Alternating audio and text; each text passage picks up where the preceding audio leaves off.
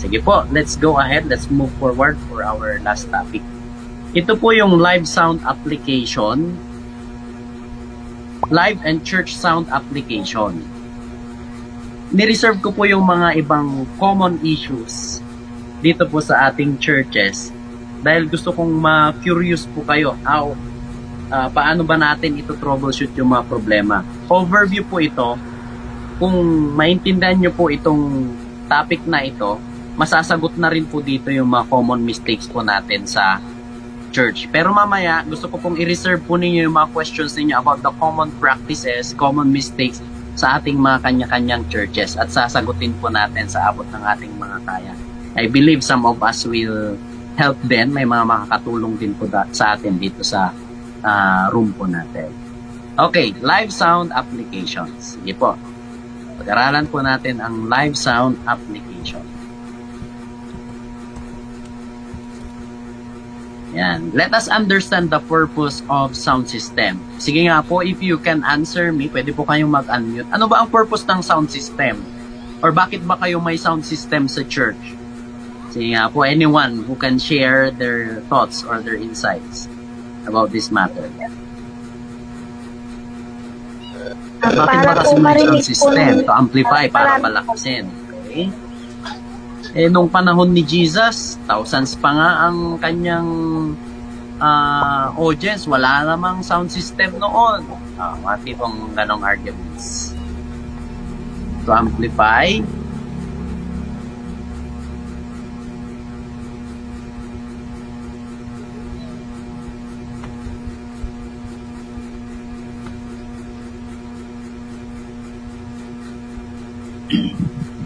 Hello po. Good evening po. Narinig po? Yes po. Ayun.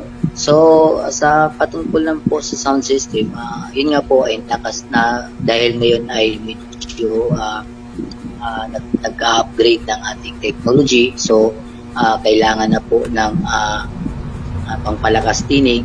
Po sabi kanina, kaya po nagkaroon tayo ng sound system sa ating church para mas makinig ng loud and clear. Pero minsan kung meron din tayong system na hindi rin masyado nakakatulong na ng pagpapaganda ng so nabasa po natin yung mga sagot ng ating mga kapatid. Minsan yung to balance the sounds of the instruments and voices, dahil hindi natin alam yung theory or principle behind, lalong nagiging maingay. Sige po, next slide po tayo. Diyan po sa diagram na makikita natin, yan, doon po sa first picture, yung shaded ng black, nasa huling pwesto siya. Sabi niya dyan, hindi ko marinig. Yan. Pero nung lumapit siya, narinig na niya. Yung iba namang nasa likod, malungkot pa rin kasi hindi pa rin nila marinig. Kaya sabi dyan, ang purpose ng sound system ay to provide quality acoustic signal to the entire audience. Pag sinabi natin quality, nandun na po yung hindi siya masakit sa tenga, naiintindihan, hindi lang basta malakas. Iba po yung malakas doon sa quality. Kasi kahit mahina yung sound mo, kung quality naman, okay siya. Kaysa yung napakalakas, pero nakakarindi, masakit sa tenga. Next. A live sound engineer technician or soundman or tech person ensures that the sound reaching the audience is clear and of a high quality. Yan po dapat ang goal natin. Ewan ko kung may mga sound tech ba kayo sa ating mga churches na talagang tumututok sa pangangailangan natin sa sound sa church. Pero yun po ang goal natin. Number 1, make the performers comfortable. Ibig sabihin, nagkakarinigan, hindi nagsisigawan, hindi nalilito sa mga signals, nalilito sa mga sound. Pangalawa, satisfy the audience. Ibig sabihin, komportable rin yung mga crowd. And number 3, satisfy the event directors and organizers. Ibig sabihin, natapos yung Sunday service or natapos yung event na satisfied kayo. Wala kayong maririnig na ano ba yan? Feedback. Ano ba yan? Hindi ko narinig yung instrument ko. Na tipong ganun. Yan po ang goal natin sa live mixing. Okay po, next slide po tayo. Always prepare resources needed. Yan. Meron dapat headphones, extra microphone, tapes for markings. Yung mga mixers po natin, dapat mayroong nakalagay doon. Ito, channel number 1 or channel number 1, song leader, channel number 2, backup, si sister ganito. Yan. At marami pang iba, kulang pa nga po yan. Next. Yan, makita po natin yan po ang backpack ng sound engineer. Pero wala pa po dyan yung wala pa po dyan yung tinake out niya na lechon sa event. Marami pang iba, marami pa yan actually. Yung iba nga meron pang repair, soldering iron, may mga extra XLR cable, XLRs, may mga PLs, may mga extension cords pa siya. Yan. Number 3, always check cables and connectors. Dito po nagmumula yung mga static noise natin, yung mga destructive na mga noise. Yung bang wala namang effects yung yan. Gusto nyo, ganyan bang itsura ng church po natin? Isa sa magandang attitude or characteristic ng isang good sound engineer ay yung cable management. Pag sinabi natin cable management, inaayos niya yung mga cables, inaayos niya yung mga instruments, saksakan, hindi nagkakabali-baliktad para pag nagsaksak si musician, kuryente pa lang nahawakan niya, mga tipong gano'n. Yes po, Sir Arnold, may question po ba kayo? Or kanina pa po ito, naka-raise po ng hand. Any concern po, Sir Arnold?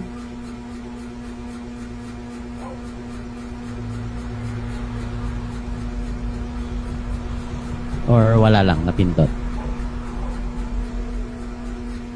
Sige po, next po tayo.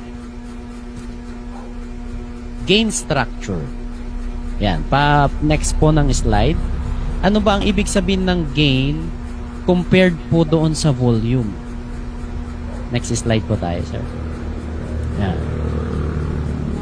Ano bang pagkakaiba ng gain structure, yung gain sa volume? O, di ba, kung mapapansin niyo doon sa mixing console natin or mixer, pero ang gain na nakalagay doon sa taas. Tapos iba pa yung fader na may nakalagay doon na signal or volume. Ano bang gamit ng gain structure? Yung gain staging na tinatawag. Yan po ang nagkukos minsan na bakit ang hina naman ng volume mo pero bakit garalgal or ano ba yung term natin doon? Basag. Pero sa ibang instruments, hindi naman basag. Ang cause po niyan ay yung improper gain structure. Ito po, mayroon po akong analogy na gagawin. Ito po ay sariling sariling interpretation ko lang po. Ano ang pagkakaiba ng gain at saka volume? Sabihin po natin na yung sound ay tubig. Tapos yung gain po, yun po yung daliri natin na magtatakip doon sa hose. Kapag tinakpan po natin, maliit lang yung butas ng hose, ibig sabihin, pag malakas yung daloy ng tubig, malakas yung daloy ng volume, pero mahina yung signal, mabilis or malakas yung bato ng tubig. Pero pag hindi natin tinakpan yung hose, hindi malakas yung pressure ng tubig. Ewan ko kung nagigets nyo po yung analogy. Yung gain po doon ay yung daliri natin that controls the flow of the water. Na kapag masyadong tight yung in-exert nating effort doon sa hose, ay malakas yung bato ng sound. Ganyan po ang gain. Yung gain po, yan po yung signal papunta doon sa mixer. Kunwari, yung mic. Yung microphone po natin, kinokontrol po natin yung pasok ng sound ng mic papunta sa mixer. While yung volume naman, yun po yung level papunta doon sa speaker. Although the gain affects yung volume na pumupunta doon sa speaker, pero too much gain yan po yung magkukos ng basag na sound. Yan. I'm excited to demonstrate this to you sa atin pong next na mga session. Okay. Kung hindi natin naintindihan sa part na ito, lampasan muna natin. Mamaya, sagutin natin kung may clarifications. Yan po yung signal. Ayan, gain versus volume. Yun po yung in-explain po natin. Next po. Meron po tayong tinatawag na inverse square law. As the distance increases, pag lumalayo ka, the volume ay humihina. Kaya dyan po sa demonstration, sa picture po natin, yung nasa 1 meter doon sa speaker, ang narinig niya ay 90 dB, 90 decibels. Pero yung nasa 4 meters na, mas mahina na. Kaya nga sa live application, naglalagay po tayo ng additional speakers, pang side fill speakers sa bandang likod or bandang gitna ng church po natin, lalo pag mahaba yung ating church. Para ma-maintain po natin yung equal distribution of sound. Kung ano yung naririnig doon sa harap, ay ganun din ang naririnig sa likod. Yun pala, napakalakas sa harap, sa likod wala palang marinig. Yun. Yan po kasi ang inverse square law. Kapag lumalayo, humihina yung volume. Pero may computation po dyan para makuha natin yung exact na amount of decibels depende sa distance po natin. Okay? Next slide po tayo. Proper equalization. Yun pong EQ na tinatawag, mayroon po tayong nakikita doon na high, mid, at low. Ginagamit po yan na hindi lamang po nakagitna. Although, basically, nakagitna po dapat lahat yan. Tapos, unti-unti po nating pipihitin. Ngayon, ang tanong nyo siguro, ano ba ang dadagdagan ko ng high? Ano ba ang babawasan ko ng low? Yan. Nandyan po sa next slide po natin ang proper equalization. Ang purpose po ng equalization, ang sound po kasi ay matter. Ano ba yung definition natin sa matter? Matter is anything that occupies space. Para sa akin, ang sound po ay matter. Na kapag hindi mo dinistribute yung sound, kunwari lahat ng mga instruments ay masyadong ma-bass or masyadong ma-treble, lahat ng mga instruments nandoon sila nagkukumpulan sa isang banda. Kaya kailangan natin i-distribute yung sound according to the frequency spectrum division. Kasi meron tayong tinatawag na bass. Ito po yung mga low frequencies po natin. Meron po tayong tinatawag na upper bass, mid bass, low bass, saka deep bass. Ito pong deep bass, ito na po yung tinatawag nating felt frequency. Hindi nyo na po siya naririnig, pero nararamdaman ninyo yung kumakabog yung dibdib ninyo, pero hindi nyo na naririnig. Meron din tayong tinatawag na mid-range at saka high-end or high frequency. Meron pong purpose ang mga EQ sa mixer po natin. Kailangan po nating galawin. Depende po sa pangangailangan natin. Next.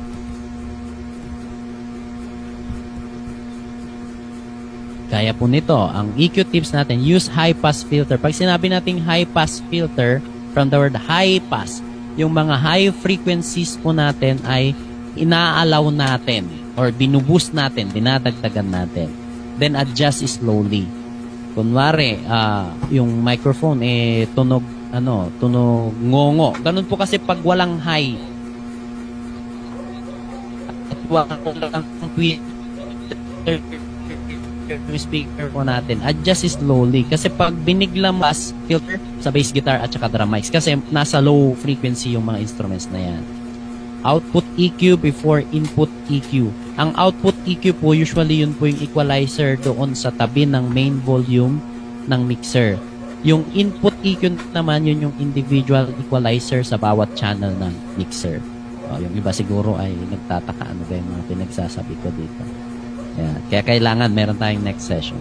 Next is always low cut for floor monitors. Yung mga monitors po natin sa stage, hindi na po kailangan bumanugbog sa Ilocano. Hindi na po kailangan ng ma-bass yung mga floor monitors po natin. So, low cut, ibig sabihin, alisin po natin yung mga low frequencies. Okay, next. We're almost done. Equalization for drums. Yan, lalampasan na po natin kasi medyo mahabang topic ito. Pero nandyan po yung mga tips paano natin pagandahin yung tunog ng drums. Para sa kick, para sa toms, at para sa overhead na microphone. Next. Ito naman po ang equalization for bass guitar. Apply the low pass filter and you cut the mid and high. Bawasan mo yung mid tsaka high. Next. Equalization for electric guitar. Usually nasa gitnang frequency yan, electric guitar. Yan, depending on the genre of style. Equalization for keyboard and acoustics. Next. Equalization for vocals. Ayan. Pakibalik po doon sa vocals, Pastor.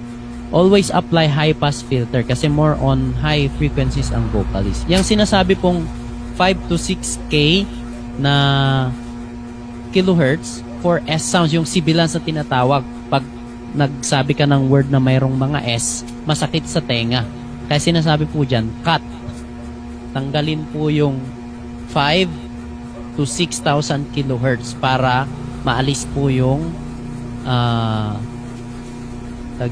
yung S sounds.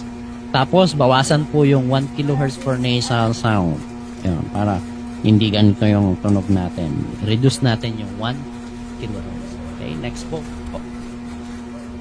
In EQing, it is safer to reduce than to boost. Kunwari, hindi nyo marinig yung bass. Baka masyadong mataas yung high. Bawasan mo yung high. Hindi mo dadagdagan yung bass. Ganon din po sa instruments. Kung hindi mo marinig si gitarista, kunwari, gitarista ka, hindi mo marinig yung sarili mo, huwag kang magdagdag, huwag mong i-volume yung sarili mo, kundi bawasan mo yung volume ng iba. Ganon po yun. Yan po ang principle ng safer to reduce than to boost. Sige, nagdagdag ka ng volume mo sa gitara mo, mamaya ikaw na rin naririnig, hindi na rin marinig yung keyboard, nagdagdag na rin si keyboard, hindi na rin marinig si bass, nagdagdag na rin, nagdagdag na kayong lahat, sabog. Ayan. Kaya it's better to reduce than to boost. Next po. Ayan. And we utilize yung mga technology po.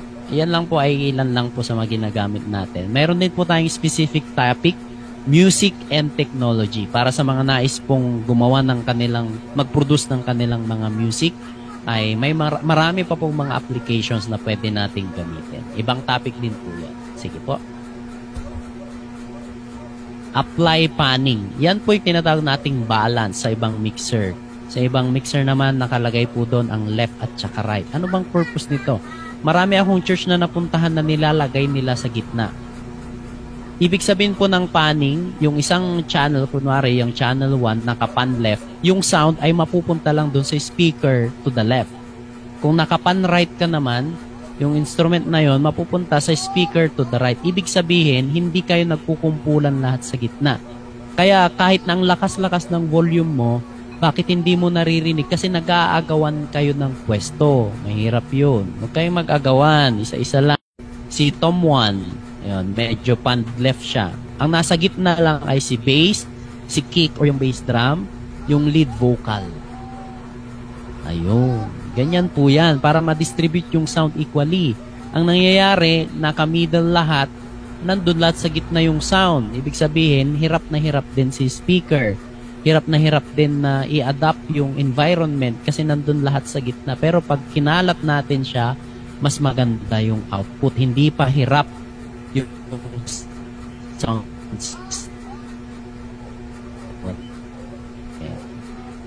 Okay. Next po. Patapos na yan. Of course, mag-sound check and optimization. Ang problema, pag nag-sound check ka, okay. Pero pag actual na, ang pangit. Ang nangyayari po kasi, may mga instrumentalist na kapag sound check, hinihilaan lang nila. Gusto lang nilang marinig yung kanilang instruments. Kaya pag actual na, lalakasan nila. Dapat, mas okay na pag nag-sound check ka, yung maximum na kaya mong ibigay na ina-anticipate mo na highest volume mo during the performance. Ang nangyayari kasi masyadong mahina yung sound check kaya pag live na nilakasan mo, ayun, sabog yung sound. Kaya sikapin natin na kung ano yung sound natin during rehearsals, during practices, ay ganun din po yung sound natin doon sa actual. Anong purpose or anong dapat natin gawin sa sound check and optimization? I think ito na yung last slide kung di ako magkakamali. Next po. establish good relationship, communication to every member. Dapat ng drum mic. Sound check silent instruments. Unahin po natin na i-sound check yung mga mahihinang instruments to the loudest sources. Ibig sabihin ba nito hindi pantay-pantay ang volume? Yes po, hindi po pantay-pantay ang volume. Mayroon pong mas malakas talaga dapat, which is the drums and the bass, then followed by the lead guitar, or depende kung yung kanta ay keyboard oriented or guitar oriented. Pag keyboard oriented, usually mas malakas ang keyboard kaysa guitar, or vice versa. And yung acoustic usually ay very subtle lang siya. Depende sa kanta kung talagang mayroong verse na acoustic guitar lang. Pero most of the songs, very subtle lang talaga ang acoustic guitar. In some churches, yun namang acoustic guitar ang bida na masyadong nilalakasan to the point na hindi na naririnig yung mga signals. Send signals on monitors. Pero sa mga natuturuan ko, hindi sila gumagamit ng monitor. Siguro one of the reasons ay walang budget. Pero let us learn to use the monitors. Kung wala kayong floor monitors, pwede kayong gumamit ng earphones. Then let the band play together and observe. Okay? And then, meron pa ba?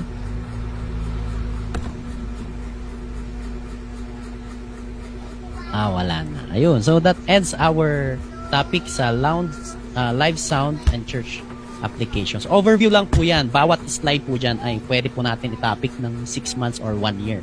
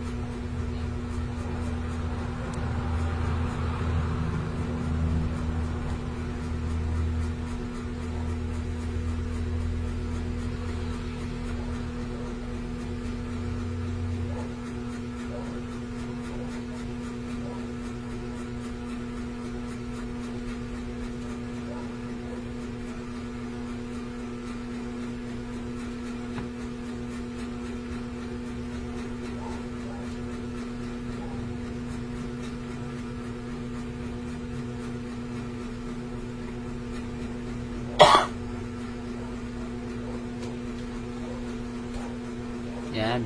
Medyo na-stroke yung video ni Pastor Jero. Sige, ako muna mag-guide sa inyo.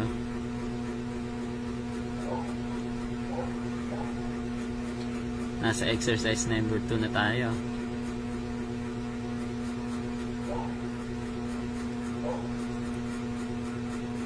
Sorry po sa technical problem. Ayun.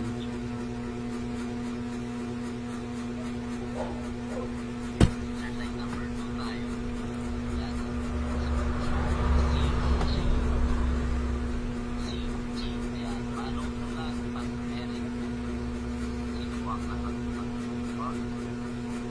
Next slide po tayo.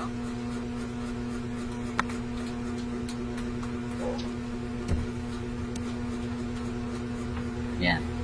Ang tawag dyan, pag pinagsama po natin ang G clef at saka F clef, by the way, it's the other term for treble clef and bass clef. Treble clef is also called G clef. Bass clef is also called the F clef. Ang tawag po dyan ay, doon na po tayo sa notes and rests. Sa notes and rests na po tayo. These are the symbols for notes and rests. Pag sinabi po nating notes, these are the symbols for sounds. Pag sinabi naman nating rests, these are the symbols for silence. So doon po sa ating notation, kapag nakakita po tayo ng notes, ibig sabihin we have to play the nito, ang whole note po ay 4 beats. Ibig sabihin yung duration ng note ay 4 beats. Ganun po katagal. Pag tinugtog po natin or kinanta po natin, 4 counts po siya. Hindi po pwedeng putulin. Ganun po talaga katagal. Doon naman po sa half note, 2 beats, kasi 2 counts nga po siya or 2 beats. Quarter note, 1 beat. 8 note ay 1/2 beat. 16th note ay 1/4 beat. Unfortunately, mahirapan po tayong demonstrate ang 8 note tsaka 16th note, pero binibilang po ang 8 note as 1 and 2 and 3 and 4 and 1 and 2 and 3 and 4 and yung 16th note naman ay 1 and the 2 and the 3 and the 4 and the. Pag tinugtog po natin siya sa isang bilang, dapat 4 counts or 4 beats. Kasi hati-hatiin po natin yung 1 count into 4 equal parts. Yun po yung ibig sabihin ng 16th note. Yung 8th note naman, hahatiin natin yung isang note into 2 equal parts kasi kalahati po sila. Ganun rin po sa rests. So, mananahimik ka lang ng 4 beats pag full rest, 2 beats pag half rest, pag quarter rest ay 1 beat, 8 rest 1/2, and so on. Alright. Sige po, next slide po tayo. Patapos na po tayo dito sa... Meron din po tayong tinatawag na accidentals. Meron po tayong tinatawag na double flat, flat, natural, sharp, or double sharp. Ang pinaka-common po dito ay yung sharp and flat. Ang sharp ay ginagamit po siya to raise a note a half step. Ibig sabihin, tataas po yung note ng kalahating hakbang o yung tinatawag nating semitone. Yung flat naman, bababa yung note by a half step or yung tinatawag nating semitone. Ano po? Ngayon, yung natural naman, it cancels or it removes the effect of sharp or flat. Natural, ginagawa niyang natural. Binabalik niya sa normal yung notes na naghang yata yung ating slide. Unfortunately, sa most of the churches, hindi masyadong ginagamit itong double flat, double sharp, tsaka natural kasi hindi naman po tayo gumagamit ng pyesa. Hindi po tayo gumagamit ng sheet music sa church.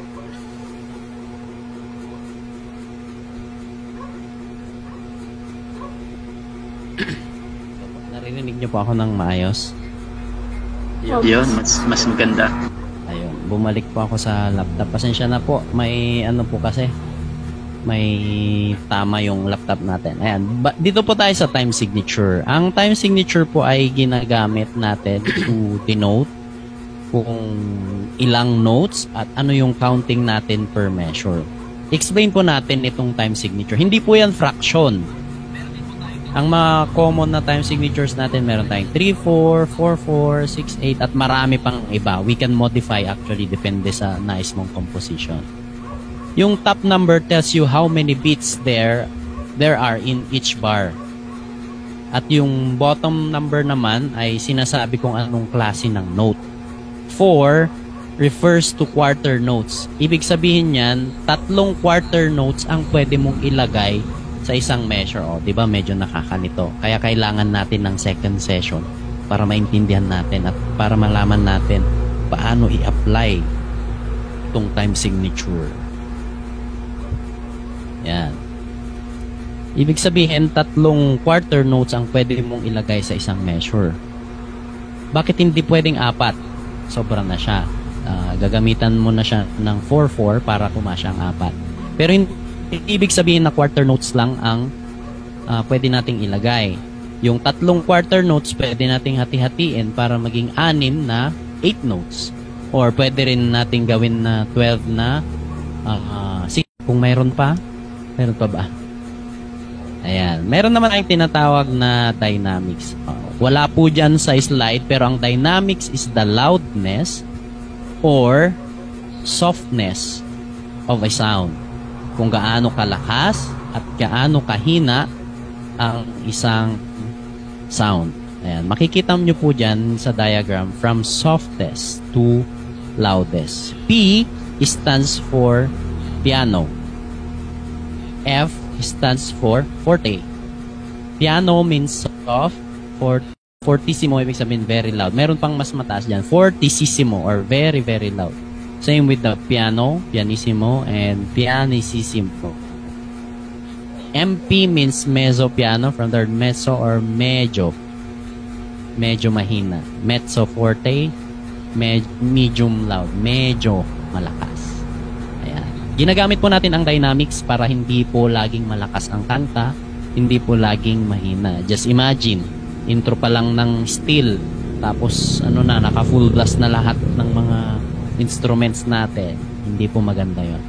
Kasi sa dynamics, we tell a story sa song. When to be solemn, when to be silent, and when to be loud. I-apply po natin yan sa mga future discussions natin. Next.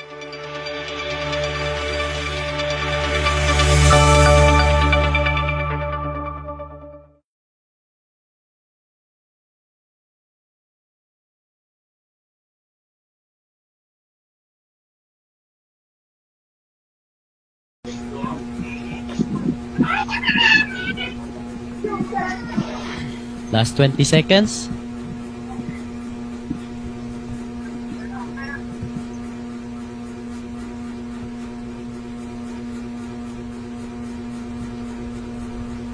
Ito, bonus question. Ano ang gagawin sa singer na nagsha-sharp at nagpa-flat sa music team?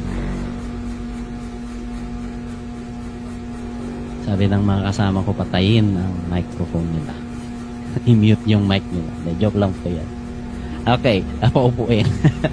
Paupuin. Okay. Or lagyan ng kapo sa leeg. Ako, mahirap yun, sir. Lagyan ng capo sa leeg. Mawawala po sa tono. Okay, sige. By the way, dito po ang isa sa mga bonus topic natin. Hopefully, yun yung session na ginagawa namin. Sabi niya, Pastora Deia, saluhin na lang ng medyo magaling. Sige, so much for the rudiments. Actually, napaka-konti lang po nung naituro ko pagdating sa rudiments dahil napaka-broad po ng music. Doon lamang po sa notations ay matatagalan po talaga tayo. It will actually consume us for over 1 year para ma-master or hindi lang ma-master ang mga notations. Pero this is just an overview. You are free to ask unlimited questions doon po sa atin. Ayun. For me,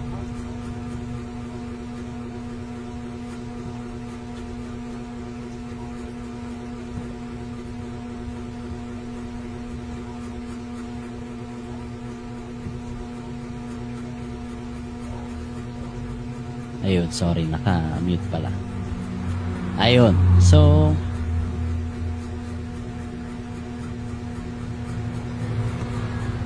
ang atin pong next na topic ay formula for songwriting. These are the common kasi depende po sa songwriter, may iba't ibang style po sila. At kung pag-uusapan composer and songwriter and lyricist, ano ba mga pagkakaiba ng mga terminology? Po yung magaling maglagay ng mga lyrics na tugma doon sa melody ng kanta. Ang composer naman, siya yung gumagawa ng melody ng kanta. Kumbaga, gagawa ako ng melody. Tan tan tan tan. Yun yung melody natin. Eh wala kang lyrics. Gagawan ngayon ni lyricist ng lyrics. Yun. Pero ang songwriter kasi, pag sinabi nating songwriter, ay parehas po. Kaya niyang maging lyricist, kaya rin po niyang maging composer. Pwede siyang gumawa ng melody, gumagawa rin po siya ng lyrics. Ayun. Tandaan po natin yun ha. Lyricist, composer, and songwriter. Sige po. Sa paggawa po ng kanta, ang unang isaalang-alang po natin ay ano ba ang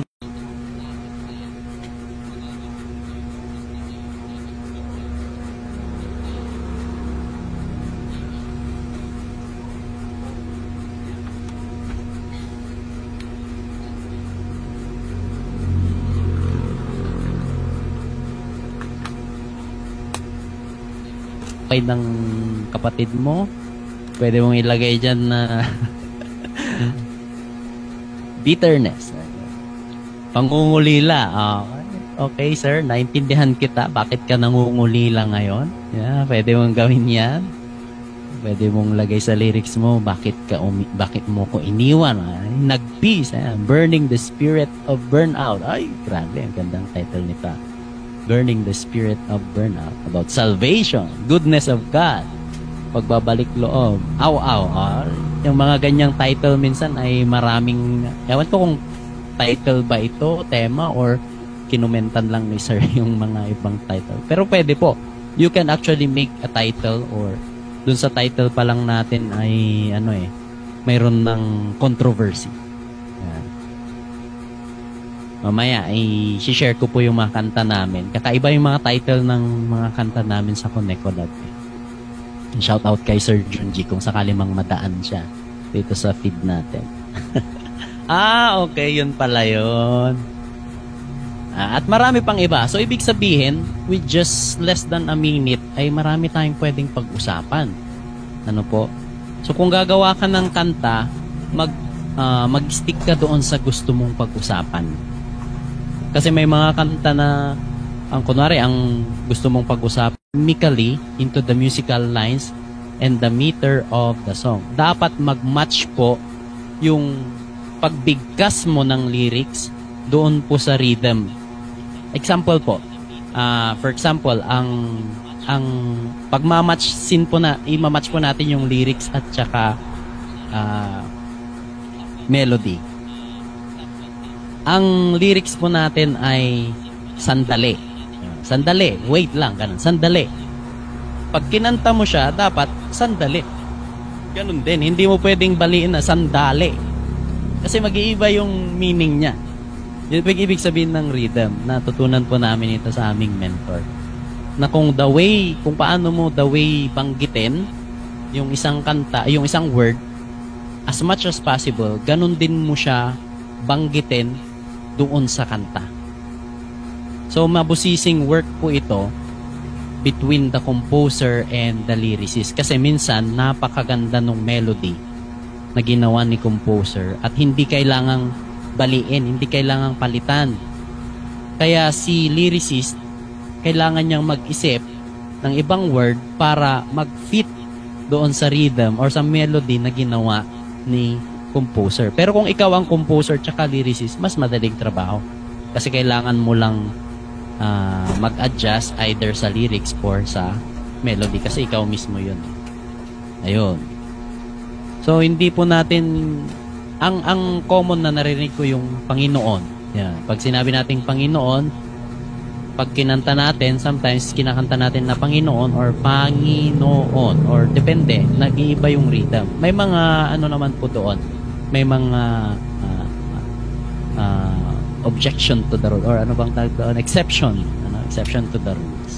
Pero hanggat maaari kung paano mo siya pagbigkasin, ay ganun din yung rhythm mo or yung melody mo. Number 2, rhyme, making the ideas fit together and flow poetically. Hindi po yung rhyming na word. Pero kung pwede mong pag-rhyming yung word, mas okay. Pero ang tinatawag ko na rhyme is yung pagkakatugma-tugma ng mga idea. Gaya ng sabi ko, if you are to make a song about love, then lahat sana ng linya mo or lahat ng section ng kanta mo is about love. Hindi ka pwedeng magsabi doon sa ibang lines mo na masama ang loob mo, or nawawala yung aso mo, or nawawala yung kung ano mang mahalagang gamit sa'yo. Dapat rhyme, connected, fit, consistency ng idea. Yan. Pag sinabi nating flow poetica din naman, pwede nating isama din yan yung pagkaka-rhyme ng mga salita. Pero sa mga ibang kanta, hindi kailangang magkaka-rhyme yung kanta. But if you can make a song, lalo na sa mga kanta na medyo jolly yung movement niya, yung mga parody natin na mga kanta, ay mas okay yung mga nagra-rhyming sa last word. Next is, kung mayroon tayong rhythm, mayroong rhyme, dapat reason. Making sure na hindi ka lang basta-basta naglalagay ng lyrics para lang matapos mo yung linya. Dapat talagang may sense yung ginagawa mong lyrics. Dapat malinaw yung thought nung ginagawa mong linya nung kanta. Hindi lang para matapos mo yung linya na to, yung section ng kanta na ito. Natutunan po namin ito kasi yung buong 1 month na pagpupuyat po namin just to make a song for our team, ang dami po naming word na naiisip. Pero hindi talaga siya tugma doon sa gusto naming idea. Example ko po dyan yung kanta namin sa Connect Collab, yung Sayong Samyo. Yun po yung sa amin, sa team namin. Ang idea is the fragrance, yung aroma of worship na alay natin sa Panginoon, at saka Christ being the aroma, the fragrance, nung ibinigay ng Diyos ang kanyang bugtong na anak. Ngayon, doon po sa imagery na samyo, ang talagang mamumutawi dyan is yung sense of smell, yung olfactory sense natin. Ngayon, sa paggawa namin ng lyrics, dahil sa kagustuhan namin na mag-match yung sense of smell sa mga lyrics, nagmukhang flower shop yung kanta. Nagets nyo yun? Dahil yung reason namin, it's about sense of smell. Pero hindi pala. Ito yung tinatawag natin na yung reason mo dapat mag-match. Ang purpose kasi natin dun sa kanta ay yung aroma of worship natin kay God, tsaka yung ginawa ng Diyos sa atin. Naging flower shop siya. Halimuyak, mga ganong lyrics. Kaya pinalitan din namin. Tapos naging garden pa yung imagery na tumatakbo ka sa garden. Although sense of smell pa rin siya, pero yung reasoning mo doon medyo off yung tinutukoy doon sa team po natin. Ayan. Next. The 3 M's of music naman. Right? Number 1 is mood. Number 2 is meter. Number 3 is movement. Pag-usapan po natin yung mood. Pag sinabi nating mood, how do you like your music to sound like? Kung mga pag narinig nung tao, meron po tayong next slide dyan, Sir Eric. Pag narinig nung tao yung kanta mo, ano ba yung gusto mong maramdaman nila? Tungkol saan ba yung kanta mo? Masaya ba yan? Or mabagal? Yan. Mood is one of the first things that's conveyed by music. Listeners pick up the mood by the partnership of all the various song components, but mostly through, gaya nitong mga bagay na to. Una, key choice. Pag ang ginamit natin kasi ay mostly major keys, masasaya po yan. Yung mga major chords natin ay usually pag tinugtog mo yan, tunog masaya. Yung namang mga minor chords natin, usually malulungkot. Kaya pag nakinig kayo ng drama at minor, drama yan. Yun po yung mood. Ano ba yung gusto nyong gawin na kanta? Masaya ba or malungkot? Pangalawa is tempo. By the way, wag po kayong ma-confuse Pag sinabi nating malungkot, hindi ibig sabihin na mabagal. Pero karamihan ng malungkot na kanta mabagal. Pero doon sa masayang kanta, hindi laging mabilis. Kasi may mga kanta na masaya. Naging negative lang yung impact kasi sa atin yung word na praise and worship. Kasi pag sinabing worship, dapat mabagal, dapat iiyak ka. Ano. Pero hindi po ibig sabihin na mabagal yung kanta ay malungkot po yung kanta. Pangalawa is tempo. It's the speed of the music. Yan. Tempo. Yun po yung gaano kabilis at kabagal ang kanta. Next, we have melodic shade. Yan. Paano ba yung formation or yung formation ng mga melody mo? Pag tinugtog ba yung melodic line mo ay masaya ba siya or malungkot? Yan. Siyempre nakabase rin po sa chords na gagamitin natin yung melody. Next is instrumental choices and effects. Minsan, kapag nagbago ka ng instrument, it will change the mood. Kapag ginamitan mo ng piano lang, sometimes romantic. Pag piano tsaka cello lang, romantic siya. Pero pag sinamahan mo na ng full band instruments, yung kanta nagiging mas masaya. Yun. So, nakadepende rin minsan sa choice of instruments. 4, 6, 8, ayan. May mga kanta na nagbabago rin yung dating nung kanta, depende sa time signature. May napadaan sa wall ko one time, Ayala yata yung apelyido niya. Yung atin pong lupang hinirang, di ba? It is sung in 4/4, bayang magiliw. Pero nagbigay siya ng demonstration paano kung kinanta yung lupang hinirang in 6/8 na time signature. 1, 2, 3, 4, 5, 6. Bayang magiliw. So, nag-iba rin yung mood ng kanta. Depende sa meter na gagamitin natin. And of course, movement. Meron pong dalawang classification ng movement. Movement in a sense na yung form. Ano bang gusto mong mangyari sa kanta mo? Meron bang pre-chorus? Meron bang bridge? Meron bang vamp? Or gusto mo yung basic lang, simple lang na verse, chorus?